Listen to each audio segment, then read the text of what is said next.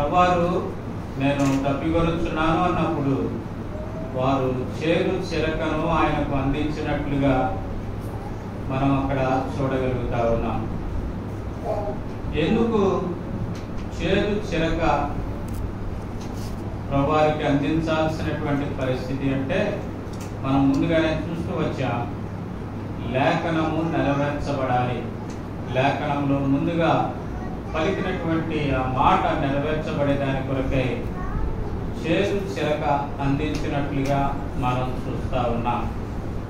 ఆ చేదు చిరకను రుచి చూసి తాను దానిని త్రాగనొల్లక మరి దాన్ని వదిలివేసినట్లుగా కూడా మనం చూస్తాం.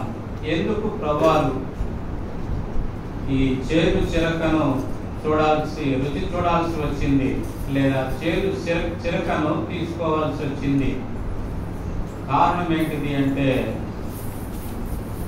మన జీవితాల్లో ఉన్నటువంటి చేదును తొలగించేదాని కొరకై, మన జీవితాల్లో ఉన్న చేదును తొలగించేదాని కొరకై ఆయన చేదును తీసుకొనాల్సినటువంటి పరిస్థితి ఏర్పడినట్లుగా మనం చూస్తాం. అనేక పర్యాయాలు మనం ఎవరికైనా ఏదైనా ఒక మాట చెప్పామనుకోండి, వారు వినప్పుడు లేదా వారు తిరస్కరించినప్పుడు మనం అంటాం, వీడికి చేదు ఎక్కువైందిరా అంటాం కదా, చేదు ఎక్కువైంది వీడికి అంటాం.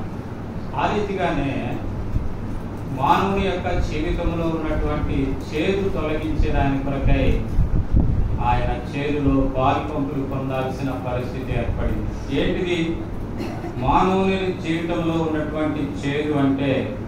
కొన్ని మాటలు మనం చూద్దాం, వాటిని చూసి ఆ రీతిగా ముందు కొనసాగేదాని కొరకై మనం ప్రయత్నం చేద్దాం. కీర్తన గ్రంథము 64వ అధ్యాయము 4వ వచనం. ఏంటి మానవుని యొక్క జీవితంలో ఉన్నటువంటి చేదు అంటే? కీర్తన గ్రంథము 64వ అధ్యాయము 4వ వచనం. యథార్థవంతులను కొట్టవలెనని చాటైన స్థలములలో చేదు మాటలను బాణములుగా సంధింతురు. వారు భయమేమీ లేక అకస్మాత్తుగా వారిని కొట్టెదరు. కాబట్టి మానవుని జీవితంలో ఉన్న మొట్టమొదటి చేదు ఏంటంటే వారి మాటలు, చేదు మాటలు. కాబట్టి అక్కడ వ్రాయబడుతూ ఉన్నటువంటి మాట ఏంటిది అంటే యథార్థవంతులను కొట్టవలెనని, యథార్థవంతులను కొట్టవలెనని వారు చాటైన స్థలాల్లో ఏం మాట్లాడతారు? చేదు మాటలు మాట్లాడతారు. అంటే చేదు మాటలు అంటే మనం అక్కడ చూస్తాం ఏంటిది అంటే చేదు మాటలు అంటే వారి గురించినటువంటి చెడు మాటలు, లేదా లేని మాటలు, లేదా కల్పించి మాట్లాడేటటువంటి మాటలు. వారిని ఏ రీతిగానైనా దెబ్బ కొట్టాలి, లేదా వారిని ఏ రీతిగానైనా అవమానపరచాలి, వారిని ఏ రీతిగానైనా తల దించుకునేటట్లు చేయాలి అని అబద్ధముతో కూడిన మాటలు, చెడ్డ మాటలు, లేని మాటలు అనేవి వారు సంధిస్తారు అనేది మనం అక్కడ చూస్తా ఉన్నాం. వాటిని ఇక్కడ ప్రభువు చెప్తా ఉన్నాడు, యథార్థవంతులను కొట్టవలనని వారు చాటైన స్థలములలో చేదు మాటలు బాణములుగా సంధించారు. అంటే ఆ యథార్థవంతుడిని దెబ్బతీసేదాని కొరకై వారు చేదు మాటలు సంధిస్తారు, బాణములుగా సంధిస్తారు అనేటటువంటిది మనం అక్కడ చూస్తా ఉన్నాం. కాబట్టి మన జీవితంలో ప్రభుని ఎరగక ముందు మన జీవితంలో కూడా మనము అలాంటి మాటలు కలిగినటువంటి వారమే. అలాంటి మాటలు, చేదైనటువంటి మాటలు కలిగినటువంటి వారం. అందుకే మనం యాకోబు పత్రిక గనక చూస్తే అక్కడ ఒక మాట వ్రాయబడతా ఉంటుంది. యాకోబు పత్రిక రండి, యాకోబు పత్రిక మనం అక్కడ చూస్తాం. యాకోబు పత్రిక చూడండి 5వ వచనము 3వ అధ్యాయం. అలాగుననే నాలుక కూడా చిన్న అవయవమైనను బహుగా అదిరిపడును. ఎంత కొంచెము నిప్పు ఎంత విస్తారమైన అడవిని. కాబట్టి నాలుక చిన్న అవయవమైనప్పటికీ కూడా అదేం చేస్తుందంట? బహుగా అదిరిపడుతుందంట. బహుగా అదిరిపడుతుంది. అందుకే ఈ నాలుక చిన్న అవయవం అయినా బహుగా అదిరిపడుతుంది అనే ప్రభువారు దానికి 32 సైనికులు పెట్టాడు దాన్ని కంట్రోల్లో ఉంచడానికి. అయినా కానీ అది ఏం చేస్తుంది? అదిరిపడుతూ ఉంటుంది. లేదా కింద వ్రాయబడి ఉంది అదిరిపడును అని ఫుట్నోట్లో 4 వేసి కింద వ్రాయబడతా ఉంది. ఏమనంటే అతిశయపడుతుంది అనేది మనం అక్కడ చూస్తా ఉన్నాం. అందుకే ఇక్కడ వ్రాయబడతా ఉన్నటువంటి మాట 2వ వచనం ఏంటి అంటే, అనేక విషయములలో మనం అందరము తప్పిపోతున్నాము, ఎవడైనను మాట యందు తప్పని ఎడల అటువాడు లోపము లేని వాడై తన సర్వ శరీరము స్వాధీనమందుకున్న శక్తి గల వాడగును. గుర్రములు మనకు లోబడుటకై నోటికి కళ్ళం పెట్టి వాటి శరీరం అంతయు తిప్పుతున్నాము కదా. ఓడలను కూడా చూడలేము ఎంత గొప్పవై వెనుగాలికి కొట్టుకొని పోబడినను ఓడ నడుపు వాని ఉద్దేశము చొప్పున మిక్కిలి చిన్నదగు చుక్కాని చేత తిప్పబడిన. అయితే ఈ నాలుక మాత్రం ఆ రీతిగా కంట్రోల్ ఉండటం లేదు. కానీ ఈ నాలుక ఏం గురించి వ్రాయబడతా ఉన్న మాట ఏంటిది అంటే, చూడండి 6వ వచనంలో నాలుక గురించి వ్రాయబడతా ఉన్న మాట ఏంటంటే, నాలుక అగ్నియే, నాలుక మన అవయవములో ఉంచబడిన పాప ప్రపంచమై సర్వ శరీరమునకు మాలిన్యము కలుగ చేయొచ్చు, ప్రకృతి చక్రమునకు చిచ్చు పెట్టును, అది నరకము చేత చిచ్చు పెట్టును అనేది మనం అక్కడ చూస్తా ఉన్నాం.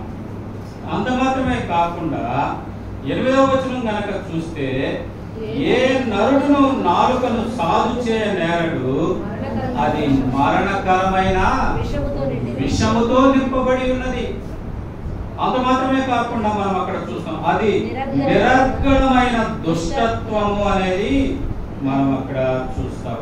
కాబట్టి అలాంటి విషముతో నింపబడినది, అది దుష్టత్వముతో నింపబడినది, అది సాధు చేయబడినది, అది పాపానికి మరి ఆనవాలుగా ఉంటా ఉన్నది, అది చిచ్చు పెట్టేదాని కొరకై అగ్నిగా ఉంటా ఉంది. అందుకే అక్కడ వ్రాయబడతా ఉన్నటువంటి మాట ఏంటిదంటే, వారు చేదు మాటలతో యథార్థవంతులను కొట్టేదాని కొరకై వారు బాణములు సంధించుదురు అని వ్రాయ. కాబట్టి ఒకప్పుడు మన జీవితం కూడా అలాంటి జీవితమే. చేదు మాటలు కలిగినటువంటి వారు ఎంతో మందిని మనం ఆ రీతిగా మరి దుఃఖపరిచినటువంటి వారు, ఎంతో మందిని బాధపరిచినటువంటి వారు, ఎంతో మందిని అవమానానికి అప్పగించినటువంటి వారు. అయినప్పటికీ ఆ ప్రేమ కలిగినటువంటి ఆ దేవుడు ఆ చేదు నుండి మనల్ని విడిపించేదాని కొరకే కల్వరి శిలువలో ఆయన చేదును రుచి చూసినట్లుగా మనం అక్కడ చూస్తాం. రండి, రెండవదిగా మనం చూద్దాం మానవునిలో ఉన్నటువంటి చేదు ఏంటిది అంటే, రెండవదిగా హెబ్రీలకు రాసినటువంటి పత్రిక 12వ అధ్యాయము 15వ వచనం. హెబ్రీలకు రాసిన పత్రిక 12వ అధ్యాయము 15వ వచనం.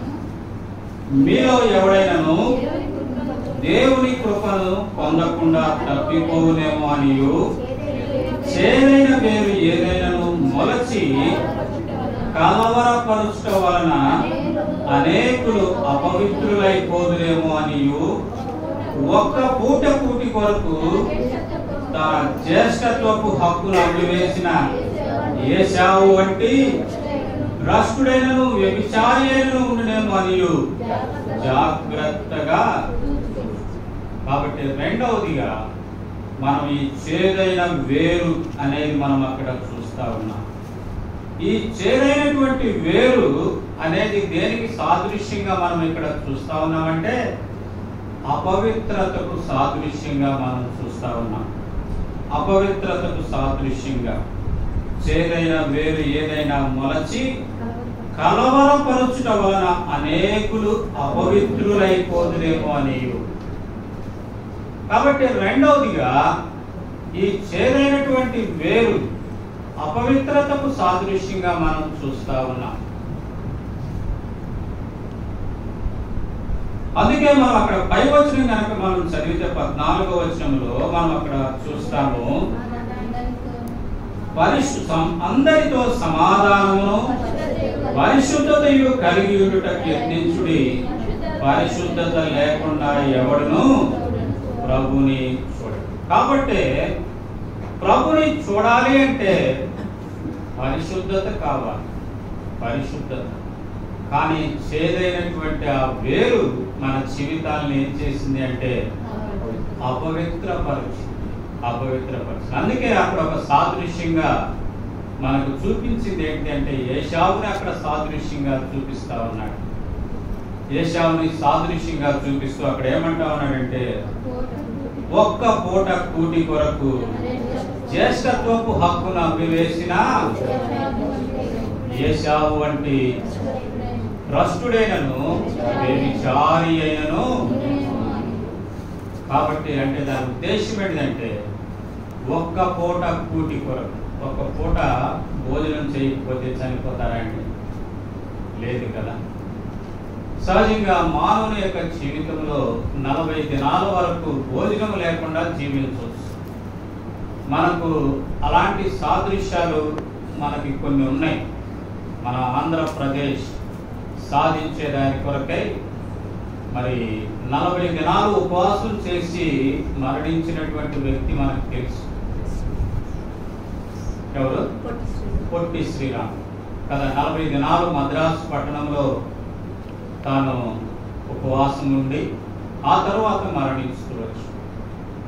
అదే రీతిగా దానికంటే ముందుగా మనం దేవుని వాక్యంలో మనం చూస్తే యేసుప్రభు వారు తాను పరిచర్య చేయడానికి ఆరంభించడానికి ముందుగా 40 దినాలు ఉపవాసం ఉండి ఆ తరువాత శోధించబడి తాను పరిచర్య ఆరంభించినట్లుగా మనం చూస్తాం.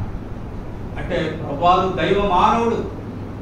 ఆ కారణం చేత సామాన్యమైన మానవుడైనటువంటి ఇతన్ని జ్ఞాపకం చేస్తూ వచ్చారు. 40 దినాలు ఉపవాసం ఉండొచ్చు. అయితే ఇక్కడ ఏశావు ఒక్క పూట కూటి కోసం అనేటటువంటిది మనకి ఇక్కడ ఏం జ్ఞాపకం చేస్తుంది అంటే తాత్కాలికమైనటువంటి వాటి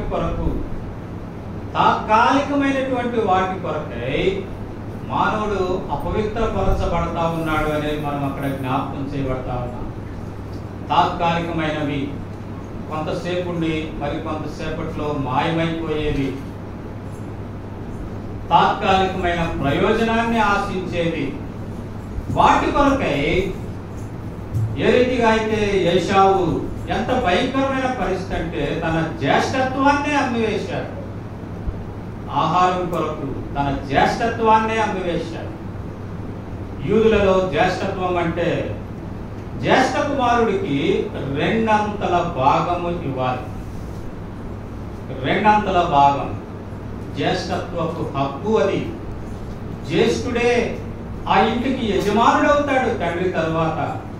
జ్యేష్ఠుడే ఆ రాజ్యానికి రాజు అవుతాడు తన తండ్రి తర్వాత. అలాంటి గొప్ప జ్యేష్ఠత్వపు హక్కుని తిండి కొరకై అంటే తాత్కాలికమైన దాని కొరకై మరి అతడు అమ్మివేసినట్లుగా మనం అక్కడ చూస్తాం. దాని ఫలితంగా అతని గురించి వ్రాయబడతా ఉంది ఏంటంటే భ్రష్టుడు వ్యభిచారి అని వ్రాయబడతారు.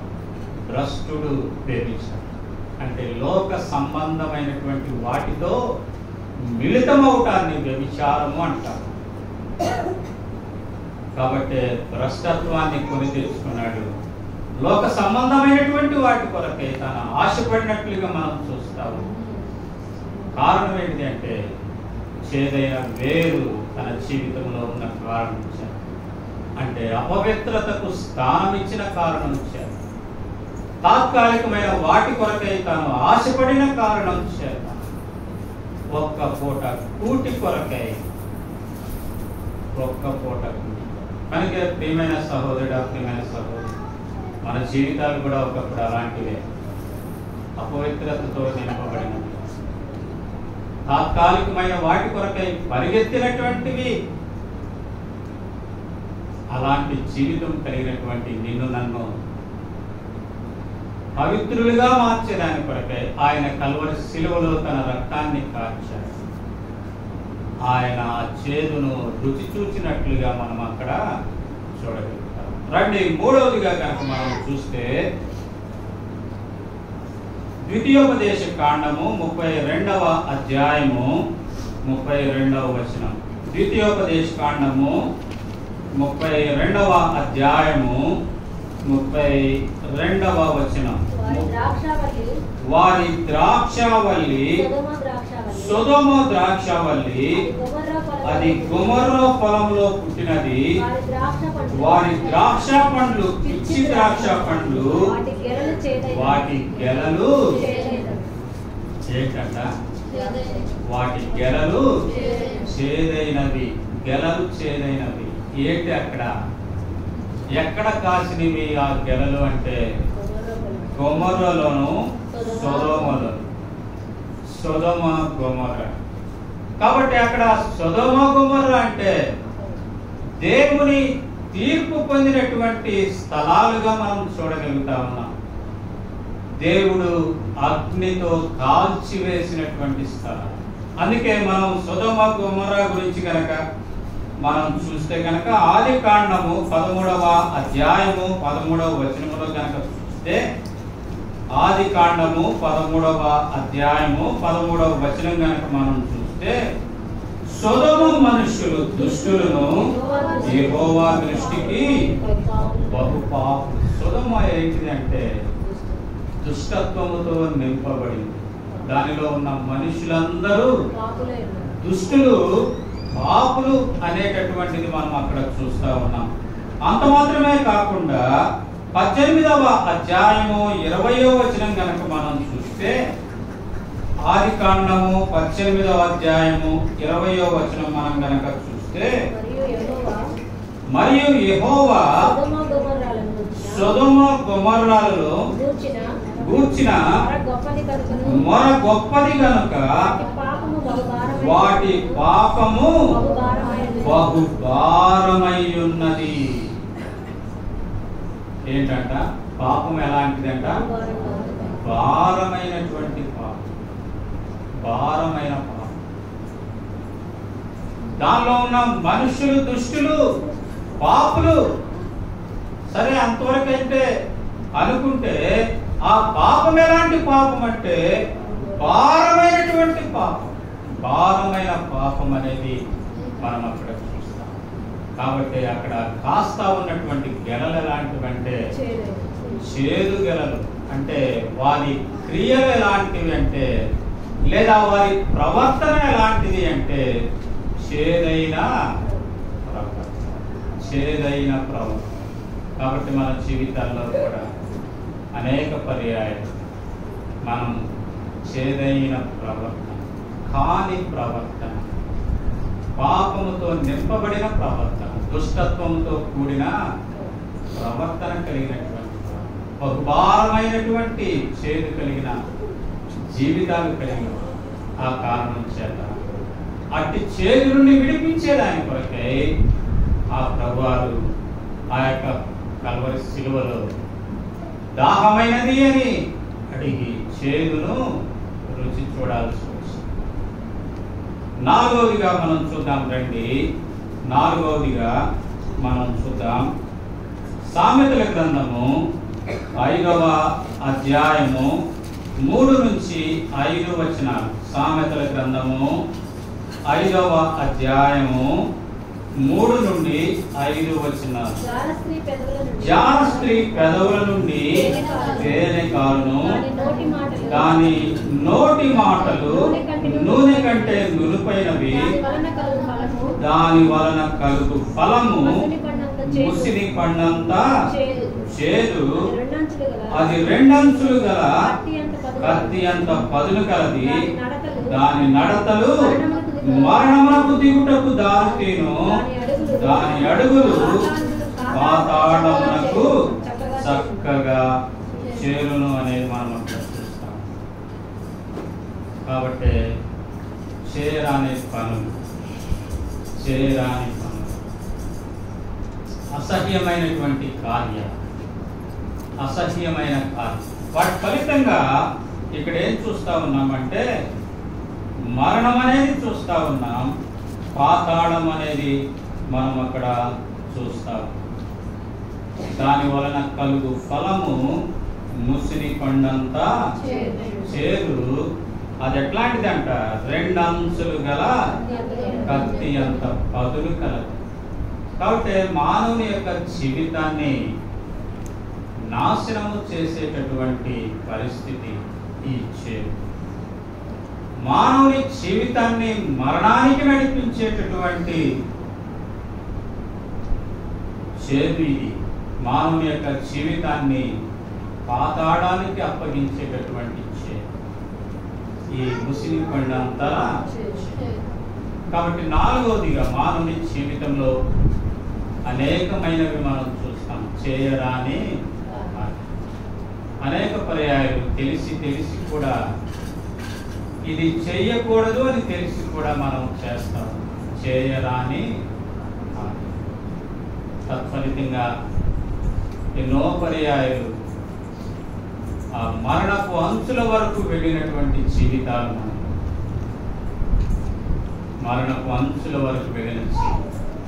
అలాంటి పరిస్థితుల్లో దేవుడు నీ యెడల నా యెడల నిన్ను కనికరించి నీ కొరకై నా కొరకై ప్రభువు కల్వరి శిలువలో తాను ఆ చేదును రుచి చూసినట్లుగా మనం అక్కడ గమనించగలుగుతాం. కారణం ఏంటిదంటే మనలో ఉన్నటువంటి ఆ చేదును తొలగించేదానికి. 5వదిగా మనం చూద్దాం అపోస్తలుల కార్యము 8వ అధ్యాయము 23వ వచనం. అపోస్తలుల కార్యము 8వ అధ్యాయము 23వ వచనం. ఘోర దుష్టత్వము, నీవు ఘోర దుష్టత్వములోను దుర్నీతి బంధకములలోను ఉన్నట్లు నాకు కనబడుచున్నదని చెప్పాను. కాబట్టి ఇక్కడ దుష్టత్వములోను అనే దగ్గర 3 వేసి కింద వ్రాయబడింది ఏంటంటే చేదైన పైత్యములోను అనేది మనం చూస్తాం. చేదైన పైత్యం. కాబట్టి ఇక్కడ మనం జరుగుతూ ఉన్న పరిస్థితి ఏంటంటే పేతురు యోహాను గారు వారి మీద చేతులుంచినప్పుడు, అక్కడ ఉన్నటువంటి వారి మీద చేతులుంచినప్పుడు వారికి పరిశుద్ధాత్మ అనుగ్రహించబడినట్లుగా మనం చూస్తాం. అయితే అక్కడ ఉన్నటువంటి ఆ సీమోను కూడా గారడీ చేసేటటువంటి ఆ వ్యక్తి ఈ యొక్క పేతురు, ఆ తర్వాత వారి యొక్క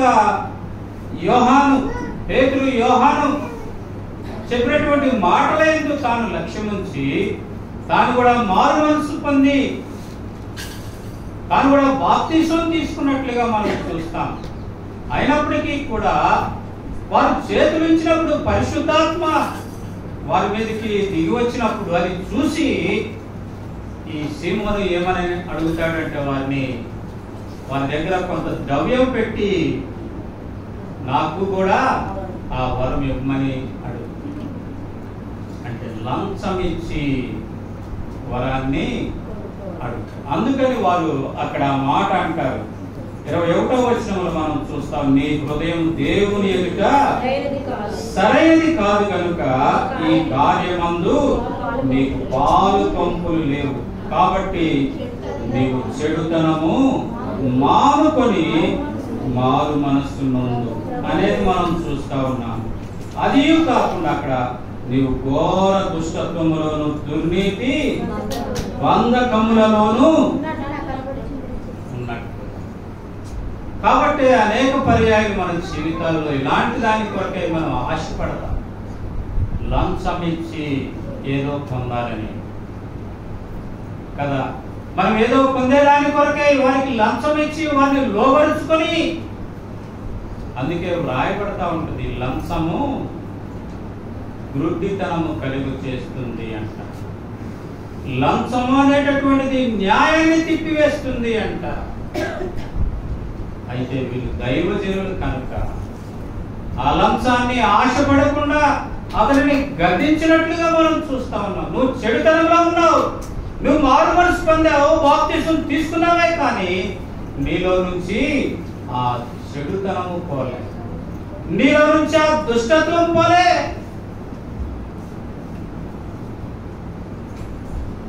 కాబట్టి అక్కడ నీలో నుంచి దుర్నీతి పోలే కనుక నువ్వు మారు మనసు పొందు అంటే అక్కడ ఏమంటాడు చూడండి. అక్కడ ఏమంటాడంటే 24వ వచనం, అందుకు సీమోను మీరు చెప్పిన వాటిలో ఏది నా మీదకి రాకుండా మీరే నా కొరకు. ఎలాంటి భ్రష్టమైన వారు ఏం చెప్పారంటే, ఒకవేళ నువ్వు క్షమాపణ పొందుతావు, ప్రభుని వేడుకు అంటే ప్రభు దగ్గర క్షమాపణ పొందేదాని కొరకు కూడా, ప్రభుని వేడుకునే దాని కొరకు కూడా తాను మనసు లేనటువంటి వాడై మీరే నా కొరకు. ఈనాడు అనేకులు అలా అనుకున్నారు. చేయాల్సిన పనులన్నీ చేస్తారు, లంచం ఇస్తారు, వారి కార్యాలన్నీ జరిపించుకుంటారు, లంచం ఇస్తారు, వారు అనుకున్నది సాధించుకుంటారు, లంచం ఇస్తారు, వారు ఉద్దేశాలు నెరవేర్చుకుంటారు, లంచం ఇస్తారు, వారు అనుకున్నటువంటి వాటిని పొందుకుంటారు. కానీ ప్రభు దగ్గర క్షమాపణ లేనటువంటి స్థితి, వాస్తవాన్ని గ్రహించలేనటువంటి స్థితి.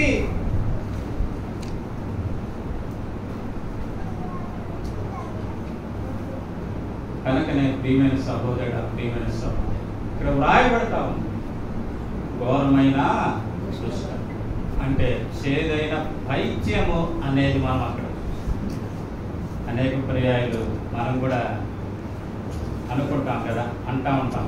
ఏంటి బాగాలేదంటే బాగాలేదు, ఏం చేసింది అంటే పైత్యం చేసింది.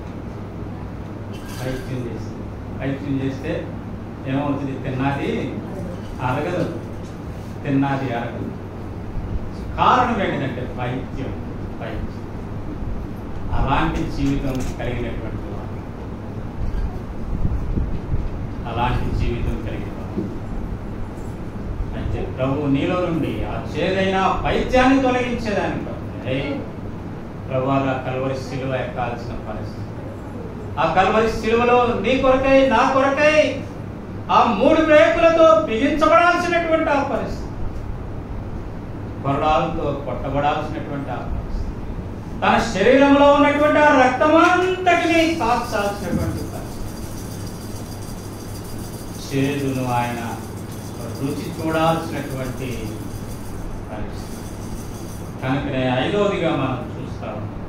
5వదిగా ఏంటంటే ఏముంది? చేదైన మన జీవితంలో ఉన్న ఆ చేదైన పైత్యాన్ని తొలగించేదాని కొరకే ఆయన దాహమైనది అని అడిగినప్పుడు చేదును రుచి చూడాల్సినటువంటి, అందుకే అక్కడ రాయబడింది కదా, వారు చేదును నాకు ఆహారముగా అందించి చేదును నాకు అందించి.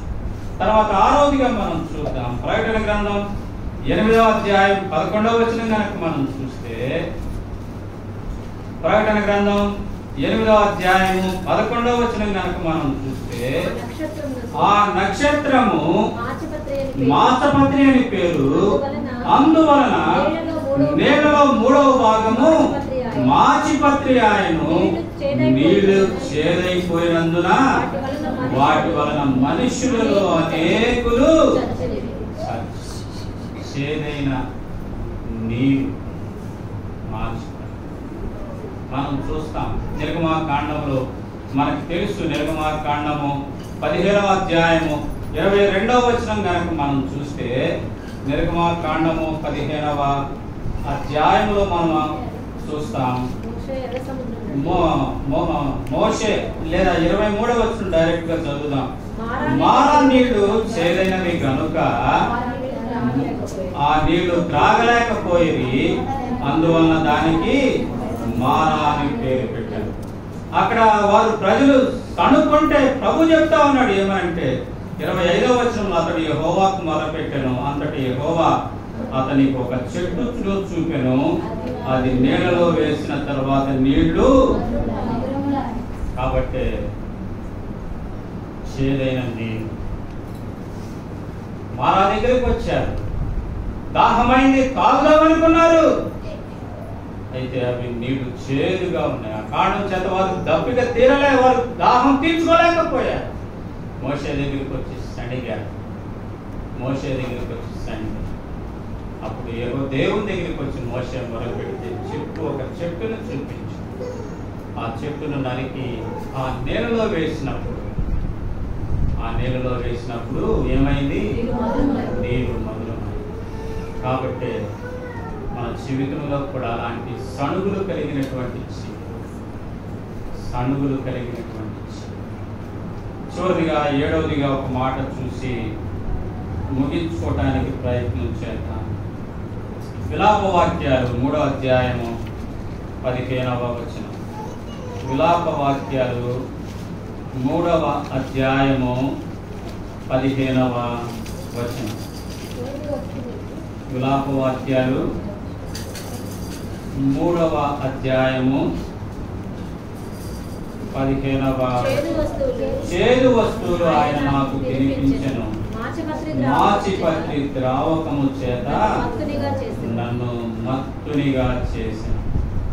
కాబట్టి పై వచనాలన్నీ కనుక మనం చదివితే పైన మొదటి వచనంలో మనం చూస్తాం, నేను ఆయన ఆగ్రహ దండము చేత బాధ అనుభవించిన నరుడను అనేది మనం చూస్తాం. కాబట్టి మనం అక్కడ చూస్తా ఉన్నది ఏంటిదంటే ఈ చేదు మానవుని జీవితంలో ఉన్నటువంటి బాధ లేదా కష్టానికి సాదృశ్యంగా మనం చూస్తాం. మాచుపత్రి బాధ ఇందాక ప్రకటన గ్రంథంలో మనం చూస్తా వచ్చాం, అది అక్కడ మరణానికి సాదృశ్యంగా. కాబట్టి మాచుపత్రి అనేది బాధకి, కష్టానికి, మరణానికి సాదృశ్యం. అందుకే మనం చూస్తాం రూతు గ్రంథంలో నయోమి తన భర్త తన 2 కొడుకుల్ని తీసుకొని ఆ బెత్లెహేము నుండి మోయాబుకు వెళ్తుంది. మోయాబుకు వెళ్ళి అక్కడ తన భర్తను కోల్పోతుంది, తన యొక్క బిడ్డలిద్దరినీ కోల్పోతుంది. అక్కడి వారిని వివాహము చేసిన తర్వాత తన బిడ్డలిద్దరూ కూడా చనిపోయారు. తను ఒంటరిదైనప్పుడు తాను తిరిగి బెత్లెహేములో మరలా ప్రభు బెత్లెహేములో దర్శించాడు అని తాను విన్నప్పుడు, తిరిగి బెత్లెహేముకు రావాలనుకున్నప్పుడు తనతో కూడా రూతు వచ్చేదాని కొరకు ఇష్టపడి వారిద్దరూ కలిసి ఆ రీతిగా బెత్లెహేముకు వచ్చినప్పుడు నయోమి వచ్చింది అని అక్కడ ఉన్నటువంటి వారందరూ కూడా చూడటానికి వస్తే నయోమి ఒక మాట అంటుంది. ఏమని అంటే, నేను సమృద్ధి గల దానినై వెళ్తిని, దుఃఖము కలుగజేసాను, నన్ను నయోమి అనవద్దు. ఏమన్నది? మారా అని. చేదు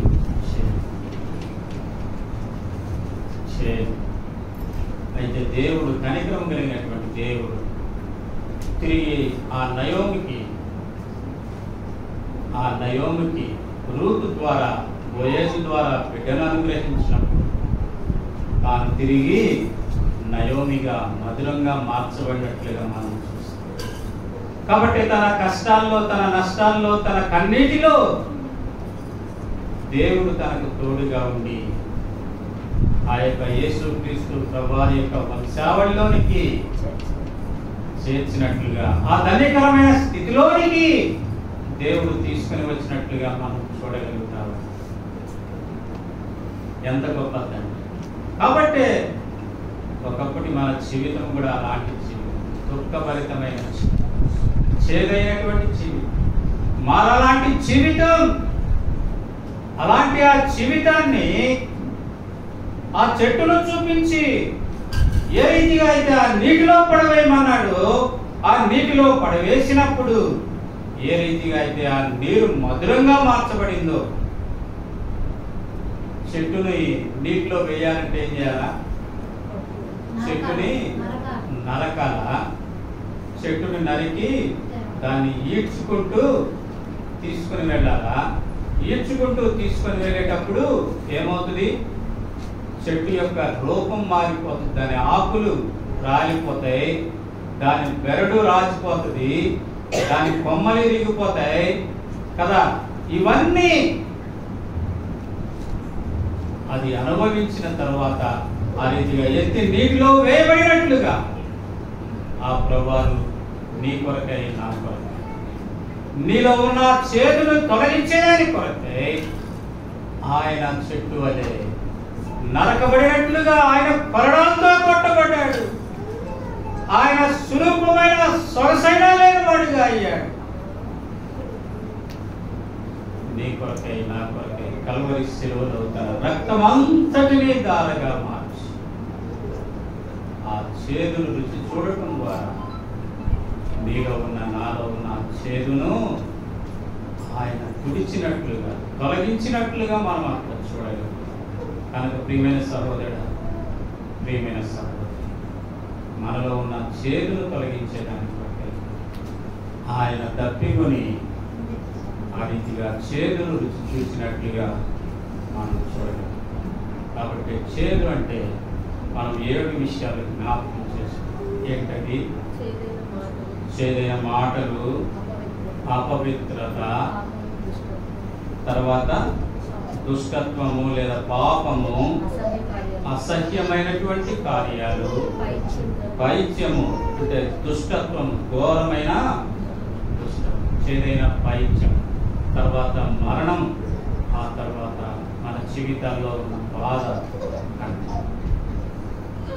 ఇలాంటి పైత్యం, ఇలాంటి చేదును తొలగించేదాని కొరకే నీవు నేను పొందాల్సిన వీటన్నిటి ఫలితంగా, అపవిత్రతల ఫలితంగా, చేరైన మాటల ఫలితంగా, చేరాని కార్యాల ఫలితంగా మనం పొందాల్సిన శిక్ష,